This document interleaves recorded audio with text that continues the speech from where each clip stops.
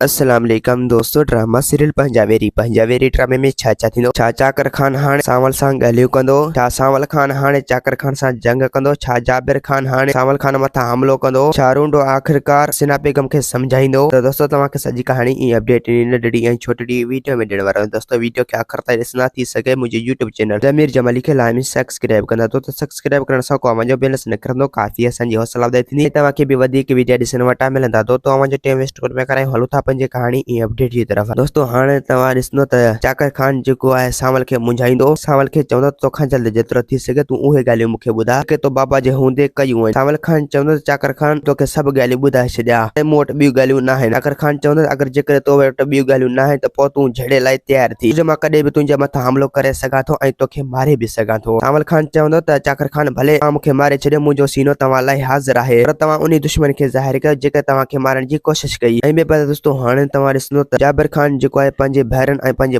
सोटनि सां सलाह कंदो त तव्हांखां जेतिरो जल्द थी सघे तव्हां हिकु प्लानिंग ठाहियो, जंहिं प्लानिंग में असां जेको आहे लिक छप में सांवल मथां हमलो कयूं। अगरि जेकर असां सांवल मथां हमलो करे आयासीं त पोइ इहो हमलो जेको आहे सांवल खान चाकर जे पारां सम्झंदो, त पोइ हिन पाण ॿिन्हिनि में झेड़ो थी पवंदो ऐं पोइ असां उहो वज वठी चाकर खान खे पूरो करे ईंदासीं ऐं चाकर खान खे ख़तमु करे चाकर खान जो वरी इल्ज़ाम जेको आहे सांवल खान मथां ईंदो ऐं पोइ सांवल खान जेको आहे टंगराइजी वेंदो, उनखे पुलिस ॿधे वेंदो। ऐं ॿिए पासे दोस्तों हाणे तव्हां ॾिसंदो त रूंडो जेको आहे हसीना बेगम सां ॻाल्हाईंदो। हसीना बेगम खे चवंदो त हाणे जेको आहे तूं आस्ता आस्ता करे चाकर खान खे ज़हर ॾेई छॾ। अगरि जेकर तूं चाकर खान खे ज़हर ॾियण में कामयाब थी वए त पोइ सॼी मिल्क जा वारस मां ऐं तूं हूंदासीं। हसीना बेगम चवंदो त हा अदा बस हाली 2-3 ॾींहं तूं सबर कर त थोरो माहौल थधो थिए। अगरि जेकर माहौल थधो थी वियो त पोइ पासो वठी इन खे बि ज़हर ॾेई छॾींदुसि ऐं इन खे बि ख़तमु करे छॾींदुसि, छो जो डूंगर खान जो ही अकेले ई वारस आहे। रूंडो चवंदो त हा हसीना बेगम बस इन कम में तूं देर न कर, अगरि जेकर हिन में कम में थोरी भी लापरवाही कई त सभु ख़तमु थी वेंदो। दोस्तों उम्मीद है कहानी आई खे पसंदि सां ॾींदा हाणे इजाज़त, वरी तव्हां सां मिलंदासीं के नई वीडियो में। खुदा हाफ़िज़।